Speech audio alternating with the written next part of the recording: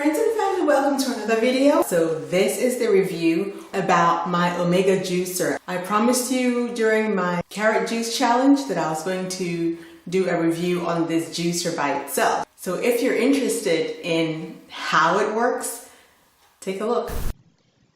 So this juicer has a good weight to it. This is the main machine portion of it, and it's nice and solid and not too heavy, but definitely heavy enough. But it's got some good grips underneath so that it doesn't move while you're juicing. This piece right here is the sieve that filters out the juice from the chaff or the pulp. And then what I'm inserting into it right now is the actual grinder. That is a powerhouse that actually churns, the fruits and vegetables that you put in there. So this is exactly how they fit. It's really simple. There's really no complication to it. You want to make sure that that pointed part is not pointed, but that protruding part goes through the hole at the back and fits exactly snug like that. That's important. You want to make sure that it's snug. And then that protruding part, now that it's in this cylinder, goes into the actual machine. So the machine has this round thing. It has an open and the close delineations there. You want to make sure that you have it on open before you insert the protruding part in it. So, that's starting to sound like something else, but anyway, let's keep our mind focused right here. Let's keep it clean. Let's keep it PG-13. Anyway, so once you insert it in there, make sure that it's snug. You have to sometimes tilt it a little bit and twist it a little bit to make sure that it's snug in there. Once it's snug, then you're able to push that black button to go to the close position. If you're not able to push it to the close position, it means you haven't inserted it far enough or snug enough. Okay, now the next thing is to put you want to make sure this thing doesn't come out. Okay, now we've tested that. You want to make sure that the grinder can't come out, but the filtering part can come out. Okay, so I showed that you closed the cylinder in there, so it's nice and snug. Now you're going to see the actual end piece that goes onto this. This end piece makes sure that you can change how much fiber you want in your juice. Okay, so with this end piece also, turning it to the left locks it in. And I'm showing there that it's closed. If you look on the left, you'll see it says closed. It's kind of hard to see because the writing is the same as the color of the cylinder, but it says closed there. And then if you turn it to the right, it's open. So it's kind of opposite of the other one that I showed you. Okay, so turn to the right, it's open and you can take it off. And then when you put it back on, turning to the left locks it in place. So this forward piece right here that I'm twisting is the one that determines how much fiber you want in your drink. So you can turn to the right for more fiber or turn to the left for less fiber. I turn to the left for less fiber because the juicer doesn't take everything out of it. It leaves a little bit, so the drink is a little bit thick. So I put the top piece, as you saw, the black piece on there. That's not rocket science. And then you put these cups. They give you these containers, not cups, but these containers that one of them takes the juice, of course, and then the other one takes the chaff or the fiber that comes out of it right there. So they give you those two containers to use. But of course, you can use anything you want. You don't have to use what they gave you. So the start and stop buttons are at the back of the juicer, and there's also a reverse button so that if something gets stuck while you're juicing, you can actually hit the reverse button and it kind of readjusts it and it can continue juicing. So now we're going to put the two containers there and we're ready to start juicing. But first we have to plug it in, and then you can hear the noise of the juicer.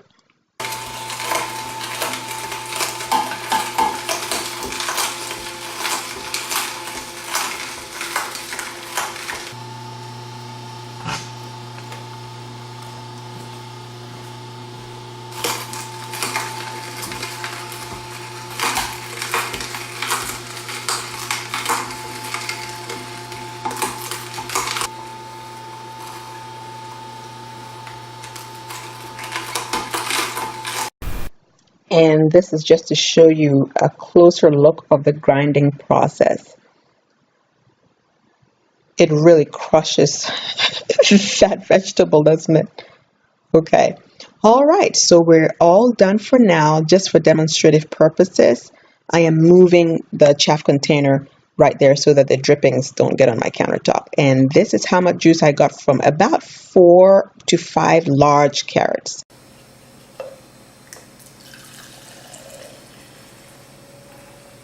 Eight ounces or 250 ml.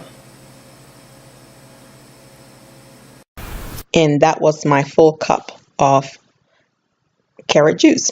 Now you can use the chaff for a bunch of things. Don't throw it out. You can mix it with, salads. You can add it to sandwiches. You can also add it to soups. Okay. Or if you have a garden and you need some fertilization, you can put it in the soil, for some extra fertilization, but just don't throw it out. Taking apart the juicer is very simple. I'm going to show you right here for demonstrative purposes. It's basically first in, first out, or no, last in, first out, whatever it is. Whatever you put in there last is what comes off first. It's just easier that way. And so you see me taking off the components bit by bit. It is really not a power struggle. It's not anything that takes a whole lot of energy or strength. And you pull out the pieces just so you can put them in the dishwasher. There are a couple of pieces in here that you might want to scrub by yourself because some of the produce that does get into the filter pieces. So I'm going to wipe down my beautiful little juicer and put that part away. And then I'm going to come back with a little brush that comes with this juicer and show you right there. And it's a pretty hard bristle brush, right? You want to use that to scrub those kinds of places that had the sieve kind of material. The juicer also comes with components for making your own pasta at home, but since I'm not doing that right now, I didn't demonstrate it. So friends and family, what do you think? One thing that I want to make sure that you note is that, as you can see, I was only juicing carrots, right? You can juice a whole host of things with this juicer. However, it processes hard things better, like carrots and, beetroot, other things that are hard like that.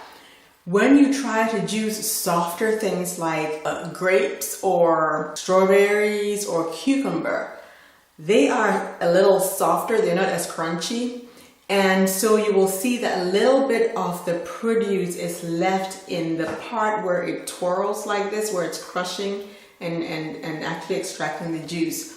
So in order to let that go all the way through and get everything out, you want to follow it with something harder. So basically, if you're doing a mixture of fruits and vegetables, do the soft ones first, okay? And then you follow with the hard fruit or vegetables, and that way you get everything out. Otherwise, if you end with the softer fruit or vegetables, you're gonna get some remnants stuck in the process over there. So that's really all it is. That I wanted to tell you. If you're juicing anything, let me know. If you have one of these juices, let me know. And I will try and put more information in the description box below of where I bought it, how much I bought it for, and all of that stuff. So as usual, thank you so much for joining me. And I hope to see you again in the next video. Bye. Have a blessed day, okay? All right.